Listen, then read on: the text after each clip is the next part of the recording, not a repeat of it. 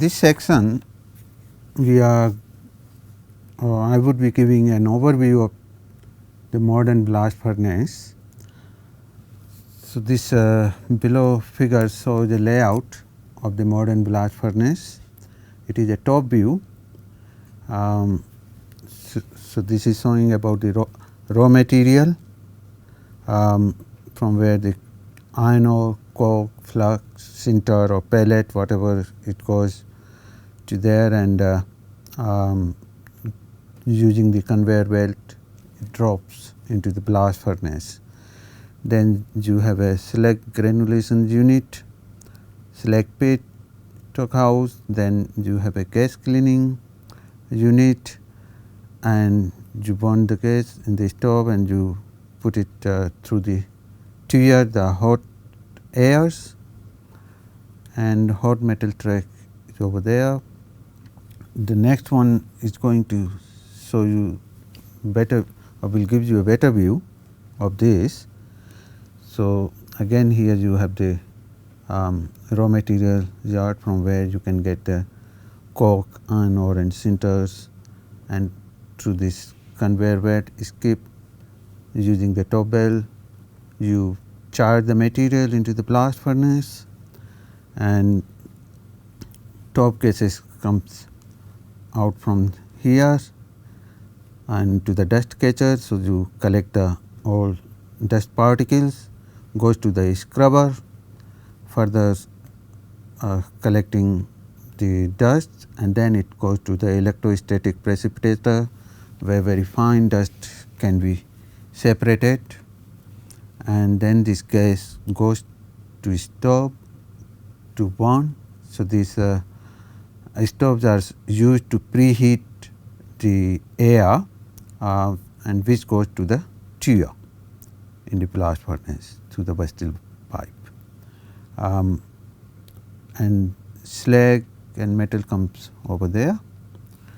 So, the important sections of this is the blast furnace, hot blast supply, that is stove, and gas cleaning and storage, this is this part, and then you have a liquid product section where the metal and slag you take them out, process control for the whole the plant, and the raw material handling. This is also a special section. So, I will go through it in an overview one by one. So, if we come to the blast furnace, so major region of the blast furnace that you will see, this is a throat, the top cylindrical portion. So, it is a cylindrical in design, the top portion which is known as throat. Then you have the stack region which is extended up to belly. So, from here to here it is a stack region which is continuously increasing in diameter, and then you have that belly region which is again a cylindrical one, and then you have a boss region which is reducing in the diameter, and it goes up to the hearth region, and then there is a hearth region. Of course, till now the hearth region used to be cylindrical. In order to accommodate more and more metals, now in fact this is also increasing in diameter as you go down. So, this is for the modern blast furnace with the capacity probably more than 10,000 ton per day, where this sort of construction is taking place for the new blast furnace. And this gives a line diagram of the internal design of the blast furnace. So, you can see for the throat region the diameter, and all these, even the stack region and boss region, they have a particular angle like a stack angle and boss angle, and these are very important depending on the quality of the raw material, the repose angle and others. So, for a smooth flow of the solid, these are very important, otherwise it can create quite a lot problem in functioning the blast furnace. So, these are very critical parameters. Similarly, the diameter of the valley, and then you have a Hertz diameter. Tear level is just near the top of the Hertz, and then you have the tap hole, and other thing, the armor plate comes over here. Even this height is very important, and again this height of the stack region depends what sort of raw materials you are putting into it. So, its diameter keeps on increasing because swelling of the pellets and ore occurs, and to accommodate that one has to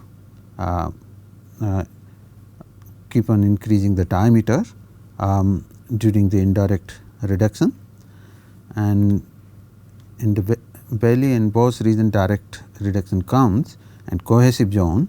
So, after that contraction of the or melting and fusion occurs. So, really it start contracting. So, your diameter start decreasing in the boss region. Blast furnace usually are characterized based on the total different types of volumes are there based on the volumes. So, one is the total volume, and total volume measured from the uppermost brick of the hearth, that is your throat one. So, 0 level burden in that, and then up to the it goes up to the uppermost brick of that hearth region. So, that is the total volume, and the inner volume from the tap hole, that is iron or slag tap hole, to the 0 level of the burden. And the working volume, which many times it is specified in terms of productivity, the working volume which is defined at from the TUR level to the 0 level of burden, and that is known as the working volume, and most of the blast furnace many times are defined in terms of working volume and sometimes in terms of inner volume. So, that gives you the idea when somebody says, well, the working volume of the blast furnace is this much. So, it is around 5,000 meter cube nowadays, or even 6,000 has come as the time is passing. So, that is a huge volume. Blast furnace refractories and cooling. So, the second one about the blast furnace refractories. So, usually it is a high duty fire clay used at the top and in the stake region, and high alumina brick in the hotter section. Not only this, I think we will you will see later, beside that cooling and other things you use it, because abrasion is a very important problem in the stake region, in the throat region, because the all material is falling down over there and directly hitting the bricks. So, abrasion is a very important property for the refractories. So, one has to be very careful in choosing the refractories in the top region which has a high abrasion toward this raw material. Then for hearth is usually made of carbon brick, because it is a high temperature and you do not want a very reactive brick also, which can react with the metals. So, the natural choice is carbon, and similarly armor plates are used at the top of the burden descent. So, this is where when the raw material is hitting to the armor plate, so that really gives the protection for abrasion and wear. And cooling is provided to enhance the life of the bricks from hearth to stake region, and that is in the next few slides you will see. So, the cooling is provided, you have a plate type, step type and hybrid type. So, in the plate type cooling, you put the copper plates. Actually the right one is showing, though it is not that much visible. It is a copper plate cooler behind the brick which is cooled by water, and this is copper step cooler. And these two types are used depending on the severity of temperature, and that is how you cool the brick. This essentially shows the arrangement of this step cooler in the stack region, and as you can see the quite a big erosion takes place up to 10 millimeter per month, and this is the typical photograph of that erosion in the upper zone. So, it is very important to select the right refractories and right cooling procedure to minimize the consumption of the refractory, which are very expensive. So, this is in the stack region, and in fact, this shows a little bit. Now, in the modern blast furnaces, even a cast iron step cooler is used. So, water goes through this and comes out. So, this is a cooling one.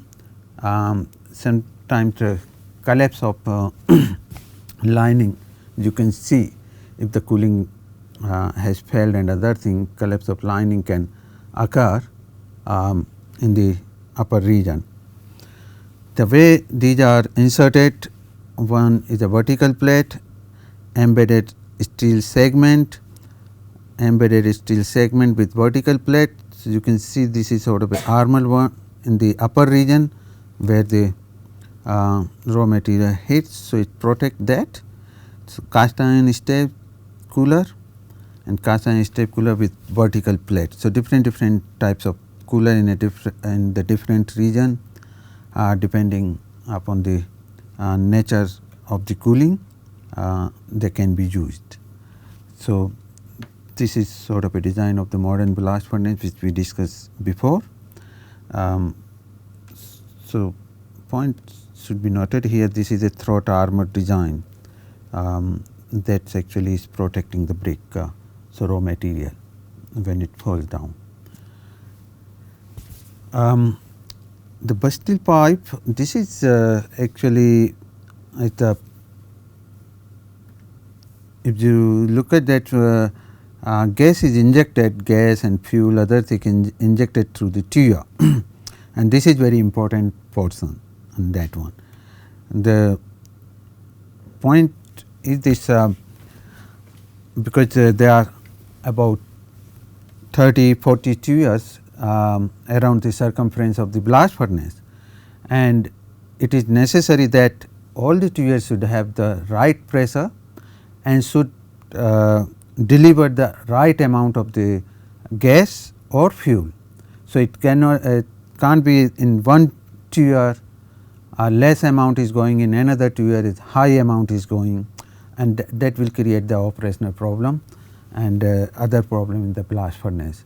So, for that purpose the Bastille pipe is needed, and it makes sure that in all the tuyas the pressure and feed rate is maintained, and that is very important for this Bastille pipe. And these are the tuyas through which the gases are going and fuel can be injected from the side, and because it carries the hot blast air which is coming from the stoves. So, what you do in the stoves, the furnace gas which comes from the top, as we saw in the previous slide, these are burned through that, and these are the checker bricks which gets heated up, and the best gas goes to the chimney, and when you need a hot air you reverse the cycle, and that one you blow the cold air, and due to this checker which absorb the heat bricks, you get the hot air which goes to the Bastille pipe. So, these are the stove which are used to preheat the air, and this one goes to the Bastille pipe and this goes to the tuya. So, usually the temperature depending it can range from 700 to 1300 degrees Celsius in the blast furnace. So, blast furnace charging system, this is also very important. The top of the furnace is provided with a double well charging system. Even some of them nowadays is coming as a well-less. So, examples are given of some of them here. So, proper charging of various material, coke or flux sinter is of great importance as it affects the productivity, fuel economy and the smooth functioning of the furnace. We will talk about this later.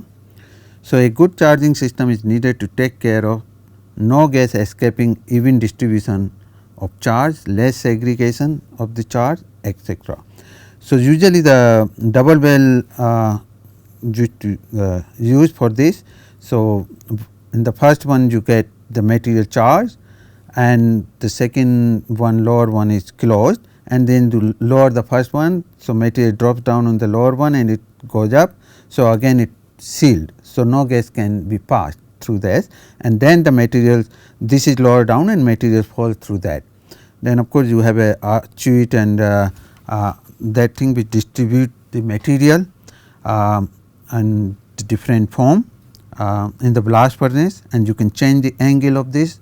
So, what sort of angle the layer should have, various layer of coke, sinter, pellets or ore. So, these are various designs by which you can control the charging of the material in a proper way and even the segregation up to some extent. So, these are also very important equipment in the blast furnace. Now, we have a various type of attacks occurring in different zones of a blast furnace. So, if we look at this figure, this is a typical blast furnace side figure we have taken: stake region, belly, boss and the hearth. So, with respect to that, if you look at the thermal shock is mostly the stresses, thermal stresses which are created due to the contraction and expansion of the heat.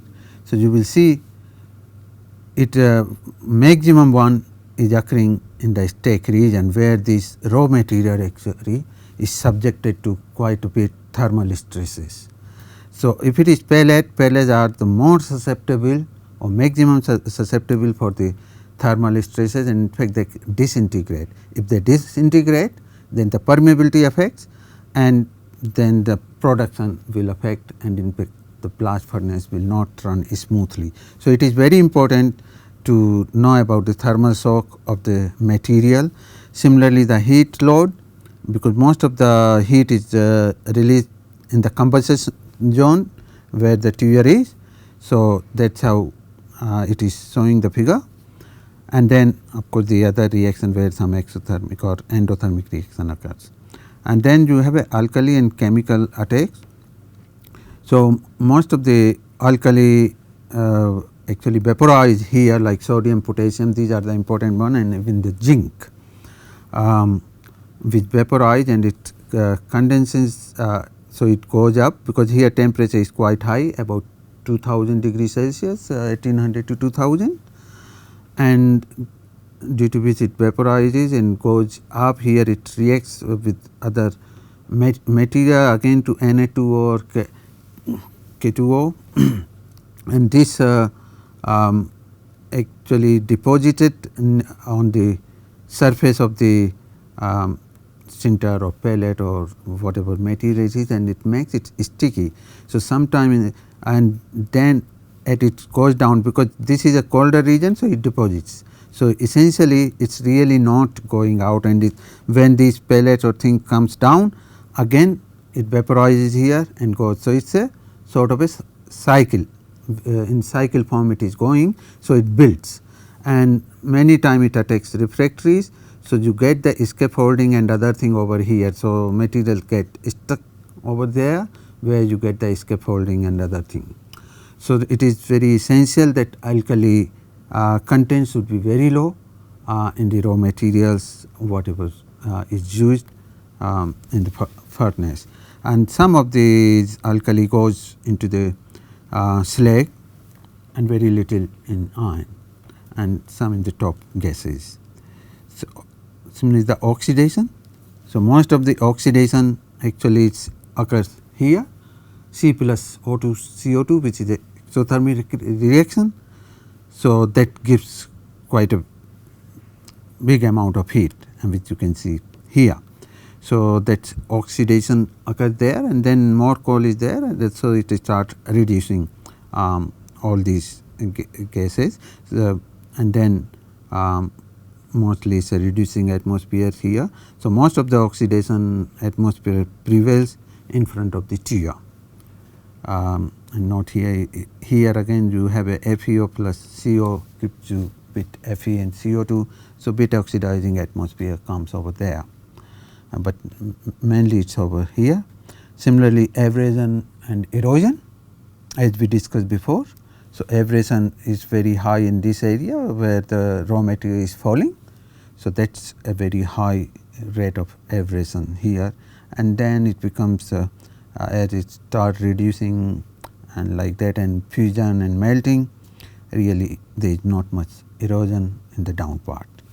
So, this gives you an overview about various type of attacks which blast furnace faces in brief.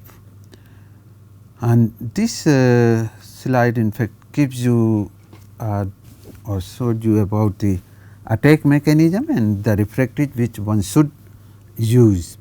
So, now in the upper stack region, because abrasion is a very important one, and some temperature fluctuation is less, but abrasion and impact, these are the two main. So, you should have a super duty fire clay, cast iron step cooler with vertical plate, which we have seen in the previous one. In the middle stack, medium temperature fluctuation, gas erosion, oxidation and alkali attack. So, causes spalling wear and brick. So, here you need a super duty fire clay and many times even the silicon carbide. So, cast iron step cooler and silicon carbide refractory insert into that, that is the one in the modern blast furnace you use it. In the lower stack region where it is a high temperature fluctuation and more gas erosion which is coming from the TIR, in fact from the cohesive zone actually it is coming, and where the permeability of the coke is the one which can let the air pass, then the fuse zone. So, usually the velocity is little higher. So, gas erosion and abrasion, oxidation, alkali attack and thermal fatigue, these occur which we discussed in the previous slide. So, what you need here, corundum, silicon carbide, silicon nitride with a copper step cooler or machined copper plate, which we saw in the previous slides. So, that sort of refractories you need it.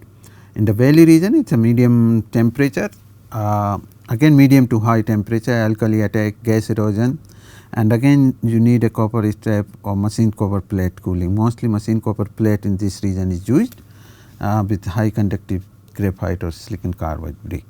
In the Bosch region, high temperature, slag and alkali attack quite predominant in this, abrasion, medium temperature, fluctuation. So, you need a silicon carbide, silicon nitride brick mostly with the copper plate, machined copper plate, and high conductive graphite or silicon carbide can be used. Raceway is a very high temperature, oxidation, water and oxidation, slag attack, erosion, damage from escapes caused by stress cracking, deterioration, wear, loss of cooling element and tears. So, this raceway and tear region one has to take proper care. So, silicon carbide self bonded refractories are used, alumina chrome double densified, low iron and ash content graphite in contact with cooler. And for the hearth, oxidation, zinc, slag and alkali attack occurs because most of the alkali goes into slag. High temperature erosion when you are emptying it. So, quite a big high velocity of the slag and metal, and which causes quite a bit erosion. So, hot liquid causes wear and stress is build up. So, you need a carbon or graphite blocks with super micropores and water cooling for these. These are the sort of a trend in the modern blast furnace, where these refractories are used in various regions, and it is very important because one of the refractories or in one region falls, the production gets affected. So, it is important that life of the refractory should be as high as possible and should protect all the material. Now, we will describe a little bit about the physicochemical description. So, we discussed more about the design, about the refractories and different attack which blast furnace undergoes. So, these are all mechanical type of thing which we have discussed till now. Now, we will give a little bit description about the physicochemical thing which is happening inside the blast furnace. So, this figure shows as the material descends downward by reducing gases move upward. So, essentially blast furnace is a counter current reactor. When we say counter current, it means the solid is coming down, as you know from the top you charge the solid is coming down and gases are going up. So, in one way they are facing each other in a counter current form. So, this way it is called counter current. You have also co-current, where suppose the gas and solid are going in the same direction, then or even a liquid in that condition, these are good terminology in chemical engineering. Then those sort of flows you call them co-current, and you have a cross current when the one of the phase is coming down or going up, the other phase is actually going at 90 degree. So, that is called cross current. So, most of the things in blast furnace is counter current, except in the region near the TR, where the cross current occurs, because gas is going from the side and the all the liquid and solid is flowing downward direction. Otherwise, it is a counter current one. So, because the hot gases are coming from the TR, where the combustion occurs, the temperature is very high. So, this dash line shows the gas temperature here, and the solid line shows the raw material temperature. So, the thermal profile of gas solid along with indirect and direct reduction. So, what has happened at the gas goes up, it is having a very high temperature. So, it gives it temperature or sensibility to the solid. So, solid temperature also increases in that. When you come to this region, there is not much temperature difference, and this region actually is a indirect reduction zone. We will talk about that later as we move on, and in fact, this region is known as mostly the direct reduction in terms of chemical reaction. So, this is indirect and this is a direct reduction, this is like a preheating zone. So, once it crosses that state region, it comes to preheating, the gas temperature always is high. So, it comes out and the top gas temperature is around 200-250 degrees Celsius, and that is how the temperature profile looks in a typical blast furnace.